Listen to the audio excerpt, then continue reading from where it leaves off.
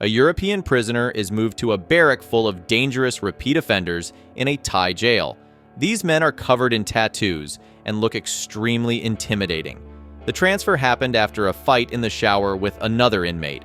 One of the gang leaders, who spoke a little English, asked him a few questions and then made him do push-ups. The other prisoners kept touching him inappropriately, hinting at worse things. When he tried to return to his spot, they kicked him out and forced him to move closer to the toilets. But they don't even realize how strong he is. Billy Moore, an Englishman with a heavy addiction to illegal substances, moved to Thailand to pursue a fresh start, spending his free time competing in Muay Thai matches. His young friend helped him prepare for a fight, but under the influence of drugs, Billy performed poorly and was knocked out. Furious and disoriented, he attacked the referee with a flurry of kicks instead of continuing the fight. That evening, Billy visited his usual club, bought another dose, and wandered aimlessly through the city streets. The next morning, the police raided his home. Desperate, he hid the pills in his rectum and tried to escape, but the officers quickly apprehended him. Billy doesn't know the language, so he was treated differently. He was thrown into a pickup truck and taken to the police station. There, he flushed the remaining drugs down a toilet, but couldn't explain the illegal firearm found in his possession. Billy was transferred to prison, where a thorough body search was conducted. Humiliated, he shuffled along with other detainees in a line and was photographed. A guard even offered him a small bag of white powder, hoping to recruit a new customer for his business. In prison, besides the standard inconveniences, Billy also had to go through withdrawal. In the overcrowded barrack, the inmates immediately took note of Billy's foreign appearance. He was assigned a seat next to Tiffany, the transgender inmate, and on the other side lay a corpse that Billy almost hugged. The prisoners were warned that tattoos or smoking would lead to punishment, but Billy, not understanding a word of Thai, remained clueless. The barrack was a cramped, chaotic space, with bodies packed together like sardines.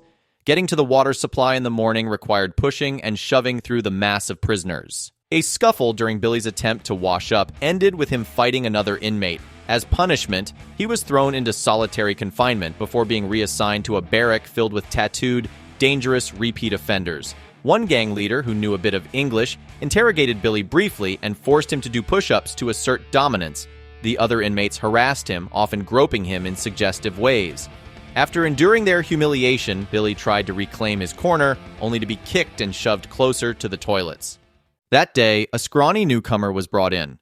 Tensions flared, leading to a fight among the inmates, but the gang leader quickly restored order. As luck would have it, Billy had to take a piss during the night. He was put on his knees and had a knife held to his face. Just half a meter away from him, the puny poor guy was having a session of collective male lovemaking.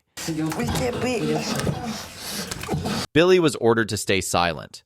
Traumatized by the ordeal, he lay awake for the rest of the night. By morning, the scrawny inmate had taken his own life, unable to face another day of suffering. His body was carried out of the barrack. Despite being entitled to free medication, Billy was denied painkillers in the prison pharmacy and told he would need cigarettes to pay. Enraged, he attacked the guards, nearly biting one of them in the throat. Overpowered, Billy was beaten with batons and dumped into a dark cell to die. But Billy was nursed back to health by a transgender inmate named Fame, who, along with other ladyboys, caused a stir among the prisoners. Fame worked in the prison shop and helped Billy recover from his injuries. Despite his gratitude, Billy continued using drugs along with many others in the prison.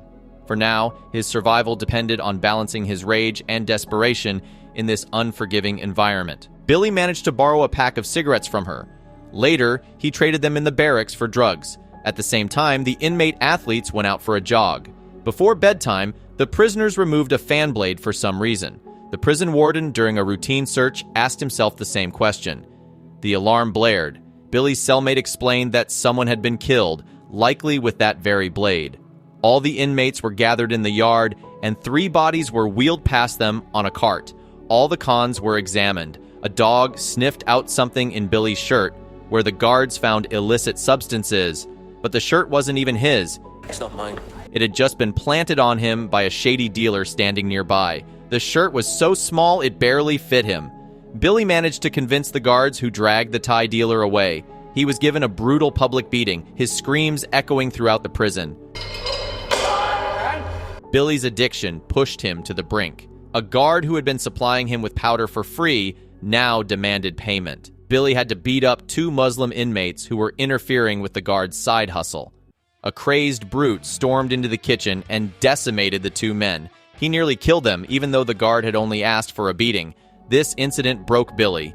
He refused his next fix and broke down in tears, realizing what he had become. Billy decided to end it all that night, but his cellmate noticed and called for the guards just in time. The next day, Billy received a visit from a young friend. The boy proudly shared that he had won a Muay Thai tournament. Billy could only weep silently in response. The boy's visit reminded him of how much boxing had once meant to him. Determined, Billy headed to the prison gym, only to have the door slammed in his face. He pleaded for a chance to prove himself in the ring, but the trainer was unmoved. Billy apologized to Fame for not repaying her for the cigarettes and immediately asked for another loan. This time he paid with cigarettes so he could get a chance to work out at the gym. Intrigued, the trainer gave Billy a chance to spar with a Thai fighter. The match was brutal. Billy took a barrage of punches and was forced into a defensive shell. At roll call, the repeat offenders noticed Billy's swollen, bruised face and mocked him. Furious and desperate, Billy spent the entire training session pummeling a punching bag and screaming at the top of his lungs, drawing the attention of the Thai fighters, who began to gossip about the strange newcomer. In the barracks, gambling was rampant. That day, bets were placed on a fight between 2 betta fish. Billy wagered 2 packs of cigarettes and won, but the bookie refused to pay him. When the bookie smashed a bottle to threaten him, the boss stepped in and insisted the rules be followed. Finally, Billy repaid Fame and decided it was time to sort out his personal life. He began courting a trans woman. Fame confided in him that she had been forced to kill her own father, who attacked her after learning about her plans to transition. Kill my father. He beat me. He's not happy who I am. Billy, meanwhile, began adapting to the nuances of Muay Thai. It was a stark departure from boxing. He had to learn to kick and grapple in the clinch, which felt completely unnatural to him. After a weigh-in, he was matched with an opponent, and they had an intense stare-down. In the ring, things didn't go well for Billy. The only bright spot was seeing Fame as the ring girl. By the 4th round, Billy's eye was swollen shut, and his ear was torn. Abandoning all defense, he and his opponent traded wild, powerful blows. The grueling fight turned into a bloody slugfest, but Billy emerged victorious, knocking the Thai fighter out cold. The entire prison staff had been watching the fight. Impressed, your fight at Songkran was a fucking mess. They decided to transfer Billy to the barracks for boxers. He would gain their privileges and be given the opportunity to compete in a national Muay Thai tournament. Billy became the first foreigner to receive such an honor. The Englishman had 2 months to prepare for the upcoming challenge. Meanwhile, his father discovered Billy's whereabouts and sent him a letter. In the barracks, Billy grew close to his younger cellmate, though most of the other inmates eyed him with hostility. Life in his new barracks was slightly freer, allowing Billy to train intensely every day. The athletes even ate their meals right in the gym. Billy's former opponent, the man he defeated in the ring, had a grim story. 13 years earlier, he had taken the blame for his girlfriend's crime. Upon learning he would serve 5 years, he snapped and killed 3 people, ensuring he would never leave prison. Another inmate came from an impoverished family and turned to contract killing to get rich. 2 people. He managed to kill 2 people before being caught and sentenced to life. One night, Billy was secretly tattooed on his back, a process that ended with a prayer ritual. During training, his coach smoked on the edge of the ring, unbothered by the rules. Billy's biggest weakness remained his kicks, not for lack of power, but due to poor technique. His relationship with Fame continued, but one day he spotted her with one of his former cellmates and was overcome with jealousy. Upset, Billy relapsed and used drugs again. Back in the ring, his erratic behavior turned dangerous. A crazed Englishman sneakily pounced on one athlete and tried to trample him down. A group of inmates restrained Billy and handed him over to the guards, who threw him into solitary confinement. In isolation, Billy initially spiraled into madness before gradually regaining his composure. He spent a month and a half in solitary before being allowed to return to the barracks. His fellow athletes gave him a harsh lecture, and Billy apologized to the man he had attacked. I'm sorry, okay? I fucked up. I made a mistake. At practice, they pushed him to his limits, then massaged every muscle in his exhausted body. By the end of the day, Billy had earned their forgiveness. That evening, the inmates attended a cultural event organized by the trans women of the prison. Fame performed a heartfelt song about the man of her dreams, singing while locking eyes with Billy. The next day, the coach taught Billy how to execute a spinning elbow strike. Billy, however, had gotten himself into trouble with a drug debt. A group of inmates cornered him and beat him mercilessly. To repay his debt, Billy would need to win the upcoming tournament and claim the prize money. If he lost, the debtors threatened to inject him with blood from an inmate infected with AIDS. During training, Billy's health took a turn for the worse. He ran to the bathroom and vomited blood. His lifestyle, boxing, drugs, and alcohol, had caused a ruptured spleen.